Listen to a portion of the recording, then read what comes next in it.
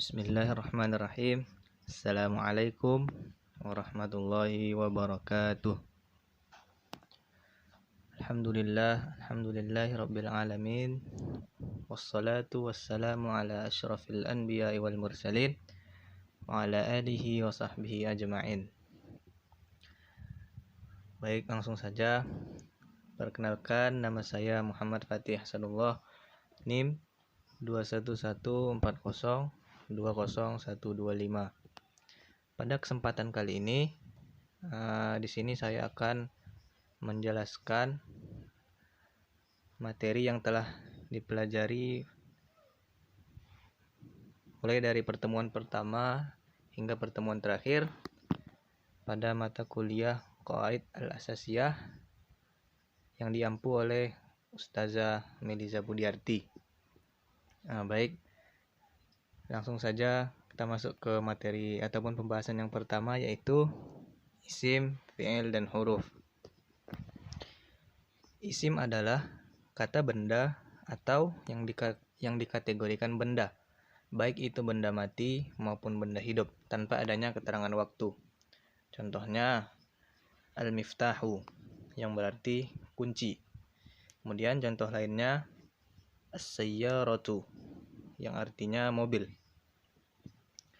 Kemudian di antara tanda-tanda isim yang pertama, memiliki tanwin di akhir kata, seperti qalamun. Di sana kita melihat pada akhir kata di huruf mim terdapat tanwin, yaitu dhammatain qalamun. Kemudian tanda-tanda isim yang kedua yaitu jika diawali dengan alif lam, maka tidak perlu memakai tanwin. Yaitu kebalikan dari tanda-tanda isim yang pertama tadi. Kita lihat qalamun menggunakan tanwin, maka apabila diawali dengan alif lam, maka tidak perlu menggunakan tanwin. Contohnya al-qalamu. Kemudian contoh lainnya seperti al-kitabu. Tidak perlu memakai tanwin apabila telah diawali dengan alif lam. Kemudian tanda-tanda isim yang ketiga yaitu dapat dimasuki oleh huruf jar ataupun huruf khafat, seperti min, ila, an, ala, dan lain sebagainya. Kemudian fi'il adalah kata kerja yang menunjukkan pekerjaan dalam waktu tertentu, mau itu waktu lampau, sekarang, dan yang akan datang. Fi'il terbagi menjadi 3 jenis, yaitu yang pertama fi'il madi, yaitu fi'il ataupun pekerjaan dalam waktu lampau atau masa lalu, seperti dakhala, yang berarti dia telah masuk. Kemudian contoh yang jenis yang kedua yaitu fi'il mudhari'. Adapun fi'il mudhari' ini adalah fi'il yang ataupun pekerjaan yang sedang berlangsung, seperti yaktubu, yang memiliki arti dia sedang menulis. Kemudian yang ketiga yaitu fi'il amr. Fi'il amr ini seperti kata perintah, contohnya iftah, yang berarti bukalah, ataupun contoh lainnya seperti iqra, yang berarti bacalah. Kemudian adapun tanda-tanda fi'il, yang pertama didahului oleh huruf qad, yang berarti sungguh.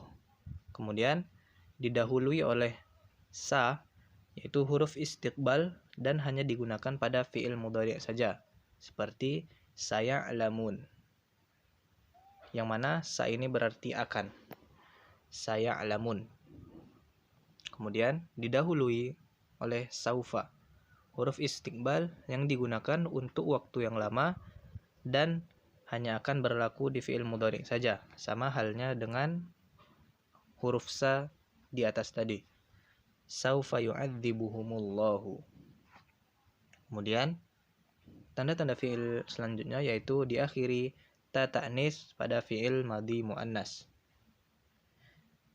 Kemudian selanjutnya huruf adalah setiap lafaz yang tidak memiliki arti, yang tidak jelas kecuali dengan kata yang lain.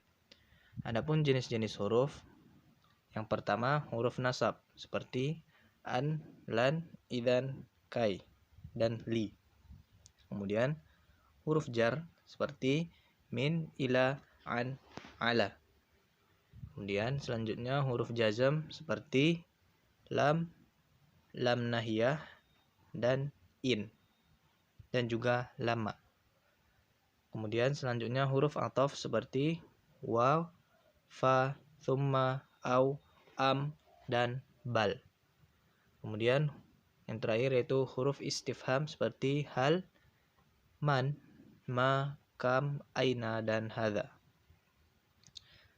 Baik, kita lanjut ke materi selanjutnya yaitu tarkib isnadi dan tarkib wasfi. Tarkib isnadi adalah kalimat yang terdiri dari musnad dan musnad ilaih, yang mana tarkib isnadi ini sebagai penjelas dari si kata-kata pertama. Contohnya al-kitabu jadidun. Kemudian tarkib wasfi. Apa itu tarkib wasfi? Tarkib wasfi adalah kata yang terdiri dari na'at dan man'ut, yang mana na'at man'ut ini sudah sering kita dengar, yaitu identik dengan sifat. Adapun syarat-syaratnya yaitu seperti man'ut ini harus sesuai dengan segala jenis dari na'at tersebut. Contohnya hadza miftahun jadidun. Sini kita lihat miftah sebagai man'ut itu harus diikuti dengan na'at yaitu jadidun, yang mana harus sama halnya dengan muzakkar dan muannasnya. Apabila miftahnya muzakkar, maka jadidunnya harus muzakkar juga. Dan contohnya apabila muannas as-sayyaratu al-jadidatu atau hadhihi sayyaratun jadidatun, maka dua hal tersebut harus sama dari jenis muzakkar ataupun muannas, dan jenis jumlahnya juga harus harus sama atau sesuai. Kemudian kita masuk ke materi selanjutnya yaitu tarkib idhofi dan adadi. Tarkib idhofi adalah susunan dua isim atau lebih yang memiliki satu kesatuan arti. Contohnya kitabul ustadi. Nah, adapun tarkib idhofi ini lebih sering kita dengar istilahnya yaitu idhofah, yang mana idhofah ini susunan dari dua isim ataupun lebih yang memiliki kesatuan arti. Contohnya kitabul ustadi, yang berarti buku seorang ustadz. Adapun contoh selanjutnya yaitu babul fasli, yang artinya pintu kelas. Kemudian selanjutnya yaitu tarkib adadi. Apa itu tarkib adadi? Tarkib adadi adalah lafaz adat yang berarti hitungan, sedangkan ma'dud berarti sesuatu yang dihitung. Contohnya kita temukan pada Quran surah Yusuf. A'udzubillahi minasyaitonirrajim. Bismillahirrahmanirrahim. Inni ra'aitu ahada asyara kaukaba. Di sini kita lihat ahada asyara merupakan adat yang berarti hitungannya. Kemudian kaukaba yaitu ma'dud yang berarti sesuatu yang dihitung. Kemudian selanjutnya yaitu tanda rafa. Tanda rafa memiliki 4 macam, yaitu dhammah, waw, alif, dan nun. Yang pertama, tanda rafa yang pertama yaitu dhammah. Dhammah ini terdapat pada 4 kondisi, yaitu isim mufrad, jamak taksir, jamak muannas salim, dan fi'il mudhari yang tidak bersambung di akhirnya, apapun itu. Contohnya dari isim mufrad ini yang dhammah al-qalamu. Kemudian jamak taksir al-kutubu. Kemudian pada jamak muannas salim at-talibatu. Kemudian terakhir fi'il mudhari seperti yaktubu. Semua di akhirnya kita dapat melihat kita memiliki tanda rafa yaitu dhammah. Kemudian masuk tanda rafa jenis yang kedua yaitu waw. Waw ini terdapat pada 2 kondisi, yaitu jamak mudzakkar salim dan juga pada asmaul khamsah. Adapun contohnya pada jamak mudzakkar salim seperti al-mustaghfirun. Waw di sini termasuk tanda rafa dalam bentuk waw. Kemudian pada asmaul khamsah seperti akhuka, bisa juga abuka, fuka, dan lain-lain. Kemudian tanda rafa yang selanjutnya yaitu alif. Alif ini terdapat pada kondisi tasniyatul isim atau isim yang menyebutkan bahwasanya itu dua. Contohnya at-talibani yang artinya dua orang murid. Di situ kita dapat melihat at-talibani alif pada setelah huruf ba merupakan tanda rafa pada jenis ketiga yang kita bahas pada sekarang ini. Kemudian selanjutnya tanda rafa yang terakhir yaitu nun. Nun ini terdapat pada fi'il mudhari apabila bersambung dengan domir tasniyah, domir jamak, dan domir muannasiyah al-mukhatabah. Contohnya taktubani, kemudian taktubuna, dan yang terakhir taktubina. Kita lanjut ke materi selanjutnya yaitu tanda nasab. Adapun tanda nasab terdapat pada 5 macam. Yang pertama yaitu fathah. Fathah ini terdapat pada isim mufrad, jamak taksir, fi'il mudhari yang didahului oleh amil nasab dan bersambung dengan apapun setelahnya. Contohnya, yang contoh pada isim mufrad yaitu ra'aitul ustadza. Kemudian contoh pada fi'il mudhari ataupun fi'il mudhari yaitu lan yaktuba. Kemudian contoh pada jamak taksir akhadtu al-kutuba. Di sana kita perhatikan pada setiap akhir dari kata tersebut terdapat baris fathah. Kemudian tanda nasab yang kedua yaitu ada alif. Alif ini terdapat pada asmaul khamsah. Contohnya karrama Fatih abahu. Kemudian contoh lainnya seperti ra'aitu akhaka. Kemudian tanda nasab yang ketiga yaitu kasroh. Kasroh ini terdapat pada jamak muannas salim. Contohnya ishtaraitu al-kurrasati. Kita lihat pada akhir di huruf ta al-kurrasat merupakan baris kasroh, yang mana baris kasroh ini merupakan salah satu dari tanda nasab yang masuk pada jamak muannas salim. Tanda nasab selanjutnya yaitu ya. Ya ini terdapat pada isim tasniyah dan jamak muzakkar salim. Contohnya ra'aitu at-talibaini. Dan untuk contoh pada jamak muzakkar salim seperti ra'aitu al-muslimina. Baik, kita masuk ke tanda nasab yang terakhir yaitu hazfun nun atau penghapusan nun. Hazfun nun ini terdapat pada af'alul khamsah. Contohnya yaf'alu. Nunnya dapat hilang apabila masuk huruf amil-amil nasab ataupun amil-amil yang lainnya. Seperti lan yaf'alu. Kemudian lan nafta'ilu dan lain sebagainya. Kemudian masuk ke materi selanjutnya yaitu tanda jar. Adapun tanda jar memiliki 3 macam. Yang pertama yaitu kasroh. Kasroh ini terdapat pada isim mufrad, jamak taksir, dan jamak muannas salim. Contohnya adrusu bil kitabi. Itu yang mufrad. Kemudian contoh pada jamak taksir yaitu aqra'u bikutubin. Kemudian bikutubin jadi datin. Kemudian contoh pada jamak muannas salim seperti zahabtu ilal jami'ah ma'at talibatin. Kemudian tanda jar yang kedua yaitu ya.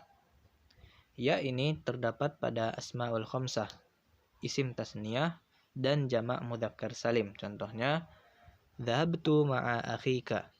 Kemudian adrusu bikitabaini. Dan kemudian adhabu ilal jami'ati ma'at talibain. Kemudian tanda jar yang terakhir yaitu fathah. Fathah ini terdapat pada isim ghairu munsharif atau isim mamnu lis-sharf, mamnu minas sharf. Contohnya shallaitu fi masajida. Baik, kita masuk ke materi selanjutnya, yaitu tanda jazam. Tanda jazam ini memiliki dua macam. Yang pertama yaitu sukun. Terdapat pada fi'il mudhari yang tidak berhuruf illat di akhirnya yang dimasuki amil jazam. Adapun amil jazam ini seperti yang telah diterangkan di atas, seperti lam, la nahiyah, in, dan lama. Itu contoh dari sukun ini, lam yadrus. Jadi kita lihat, yadrus memiliki baris jazam ataupun baris sukun karena ia telah dimasuki di awalnya dengan huruf lam. Kemudian tanda jazam yang kedua yaitu hazaf ataupun penghapusan, yaitu terdapat pada fi'il mudhari' mu'tal akhir dan asmaul khamsah. Contohnya lam yad'u, yang mana lam yad'u ini huruf illahnya dihapus, yang mana sebelumnya kita mengetahui da'a yad'u, yang mana yad'u ini diakhiri oleh huruf waw, dan apabila dimasuki oleh huruf jazam, amil-amil jazam tadi, maka wawnya tersebut dihapus. Jadi lam yad'u. Kemudian contoh pada asmaul khamsah dari af'alul khamsah yaitu lam yaktubu, nunnya dihapus. Baik, kita masuk ke materi selanjutnya, yaitu al-jumlah al-ismiyah. Jumlah ismiyah adalah kalimat yang diawali dengan isim ataupun dhamir dan ia tersusun dari mubtada dan khabar. Contohnya as-sayyaratu jamilatun. Kemudian contohnya lagi al-maktabu kabirun. Kemudian contohnya yang dimasuki oleh dhamir seperti ana mujtahidun dan nahnu tullabul jami'ah. Adapun kaidah-kaidah dalam membentuk jumlah ismiyah ini, yang pertama yaitu dari segi jenis mubtada harus sama dengan khabarnya. Kemudian mubtada dan khabar berbentuk marfu' dan mubtadanya merupakan isim ma'rifah. Kemudian materi selanjutnya yaitu jumlah al-fi'liyah. Jumlah fi'liyah adalah kalimat yang diawali dengan fi'il, berbeda dengan jumlah ismiyah tadi. Kalau jumlah ismiyah diawali dengan isim seperti namanya ismiyah, maka jumlah fi'liyah ini yaitu kalimat yang diawali dengan fi'il ataupun kata kerja. Adapun fi'il ini terbagi menjadi dua macam, yaitu ada fi'il lazim dan juga fi'il muta'addi. Apa itu fi'il lazim? Fi'il lazim adalah kata kerja yang tidak membutuhkan objek. Singkatnya yaitu fi'il yang tidak membutuhkan maf'ulun bih. Contohnya ada seperti fi'il raja'a, dakhala, dan fariha. Contoh pada dalam kalimat raja'at tullabu ilal baiti.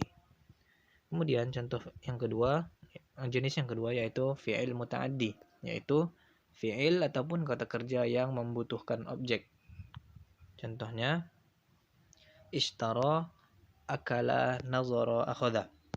Semua fi'il yang telah saya jelaskan pada fi'il muta'addi ini membutuhkan objek. Contohnya ishtaraitu al-kutuba fis suq. Saya telah membeli buku di toko. Nah, buku ini posisinya sebagai maf'ulun bih ataupun objek. Baik, materi selanjutnya yaitu fa'il dan naibul fa'il. Apa itu fa'il? Fa'il adalah isim marfu' yang menunjukkan sebagai pelaku dari suatu pekerjaan. Fa'il terbagi menjadi dua macam, yaitu yang pertama fa'il yang merupakan isim zahir. Contohnya dakhalat talibu atau najahal mujtahidu. Yang mana kita lihat di sini at-talibu. Pelakunya nampak, isim at-talibu, seorang murid. Kemudian jenis yang kedua yaitu fa'ilnya merupakan isim dhamir, seperti al-fallahu yazra'u fil mazra'ah atau at-tabibu ya'malu fil mustashfa.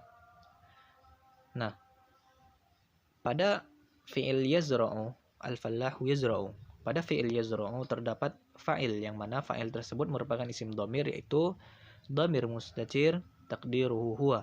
Begitu pula dengan at-tabibu ya'malu fil mustashfa. Pada fi'il ya'malu kita bisa mendapatkan yaitu dhamir yang merupakan isim fa'il, yaitu dhamir mustatir taqdiruhu huwa. Kemudian naibul fa'il adalah isim marfu' yang menempati posisi fa'il setelah fa'il tersebut disembunyikan, sehingga menyebabkan sebuah fi'il berubah dari ma'lum ataupun kita kenal dengan aktif menjadi majhul ataupun pasif. Contohnya kataba Fatihun ar-risalata, yang berarti Fatih telah menulis surat. Maka apabila kita ingin mengubah menjadi naibul fa'il menjadi kutibat ar-risalatu, yang mana artinya juga berubah menjadi surat itu telah ditulis. Yang awalnya tadi menulis, apabila kita ingin memunculkan naibul fa'il maka artinya berubah menjadi surat itu telah ditulis. Kemudian materi selanjutnya yaitu mubtada dan khobar. Mubtada adalah isim marfu' ma'rifah yang terletak pada awal kalimat. Contohnya al-maidanu wasi'un. Kemudian ana jamilun dan al-kurrasatu jadidatun. Mubtada terbagi menjadi dua macam, yaitu mubtada'nya merupakan isim zahir. Contohnya al-masjidu nazifun. Kemudian al-baitu kabirun. Dan contoh mubtada macam mubtada yang kedua yaitu mubtada'nya merupakan isim dhamir. Contohnya nahnu tullabun dan huwa faqihun. Di sana kita dapat melihat nahnu dan huwa merupakan dhamir yang mana mereka juga merupakan mubtada pada awal kalimat. Kemudian khobar adalah isim marfu' yang disandarkan kepada mubtada. Khobar ini terbagi menjadi beberapa macam. Yang pertama ada khobar mufrad, yaitu khobar yang terdiri dari satu kata, seperti biasa. Contohnya al-faslu saghirun ataupun al-kitabu jadidun. Kemudian khobar yang kedua yaitu khobar jumlah, yaitu khobar yang terdiri dari jumlah fi'liyah maupun jumlah ismiyah. Contoh khobar yang berbentuk jumlah fi'liyah seperti as-sayyaratu taqifu. Di sana kita melihat as-sayyaratu sebagai mubtada dan khobarnya taqifu merupakan jumlah fi'liyah, yaitu fi'il yang terdiri dari fi'il dan fa'il. Fi'ilnya kita lihat taqifu dan fa'ilnya dhamir mustatir taqdiruhu hiya. Kemudian contoh yang jumlah fi'liyah, khobar jumlah fi'liyah seperti Muhammadu jumlah ismiyah. Contohnya Muhammadun abuhu mudirun. Situ kita lihat Muhammad sebagai mubtada dan khabarnya merupakan berbentuk jumlah ismiyah yaitu abuhu mudirun. Masuk ke pembahasan selanjutnya, jenis khabar yang ketiga yaitu khabar sibhul jumlah, yaitu khabar yang terdiri dari dzaraf, mudhaf ilaih maupun jar majrur. Contohnya as-sayyaratu taqifu amamal jami'ah. Kemudian al-kitabu fil haqibati. Baik, kita masuk ke materi selanjutnya yaitu inna wa akhwatuha dan kana wa akhwatuha. Inna wa akhwatuha memiliki tugas yaitu menasabkan isim dan merafa'kan khabar. Adapun huruf-huruf dari inna wa akhwatuha seperti inna, anna, ka'anna, lakinna, laita, la'alla. Contohnya pada Al-Quran dapat kita identifikasi seperti innal munafiqina fid darkil asfali minan nar. Baik, perhatikan kalimat innal munafiqin. Di sini inna merupakan huruf inna wa akhwatuha yang mana tugasnya yaitu menasabkan isim. Inna al-munafiqin. Al-munafiqin merupakan bentuk isim yang mansub. Kemudian contoh yang kedua pada Al-Quran, innallaha alimun hakim. Inna merupakan huruf inna wa akhwatuha dan Allah merupakan isim inna berbaris mansub dan alimun hakim khabar inna berbaris marfu'. Kemudian kana wa akhwatuha memiliki tugas yaitu merafa'kan isim dan menasabkan khabar. yaitu berbanding terbalik dengan inna wa akhwatuha tadi. Sedangkan kana wa akhwatuha ini merofakkan isim dan menasabkan khobar. Adapun huruf-huruf dari kana wa akhwatuha seperti kana, sora, bata, dhalla, laisa, amsa, asbaha, adha, mazala, ma infakka, ma fati'a, ma bariha. Contohnya kana talibu najihan.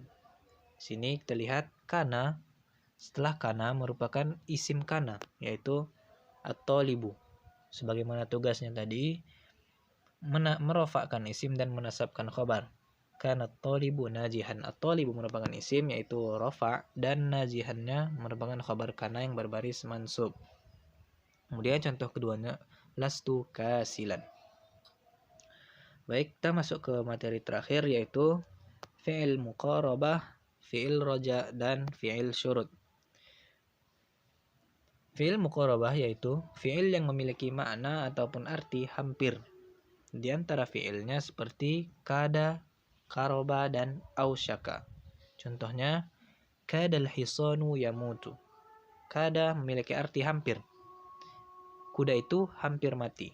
Ataupun kita dapat mengambil contoh dari surah Al-Baqarah, yakadul barqu yakhtafu absarahum.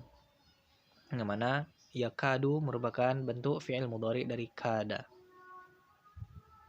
Kemudian fi'il roja yaitu fi'il yang menunjukkan pada pengharapan ataupun sebuah pengharapan. Fi'ilnya seperti asa yang artinya semoga. Contohnya asallahu ayyarhamana. Kemudian contoh kedua asa fatih an yanjiha fil imtihan. Nah, ada spesifikasi pada asa ini. Biasanya setelah huruf asa harus disambungkan dengan an, dan setelah itu fi'il mudhari. Contohnya seperti yang telah disebutkan tadi, asallahu ayyarhamana dan asa fatih ayyan jiha fil imtihan. Di situ dapat kita lihat asa, setelah huruf asa terdapat huruf an, dan setelah itu dilanjutkan dengan fi'il mudhari.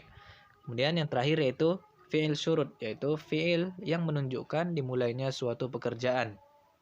Fi'ilnya seperti akhadha, tofiqa, dan ja'ala. Contohnya akhadha fatih yadrusu atau tofiqa fatih yanamu. Yang mana ketiga fi'il ini memiliki makna yaitu akan memulainya suatu pekerjaan, sama maknanya seperti bada'a, yaitu memulai. Baik, mungkin sekian yang dapat saya sampaikan. Kurang lebihnya saya mohon maaf. Billahi taufiq wal hidayah. Assalamualaikum warahmatullahi wabarakatuh.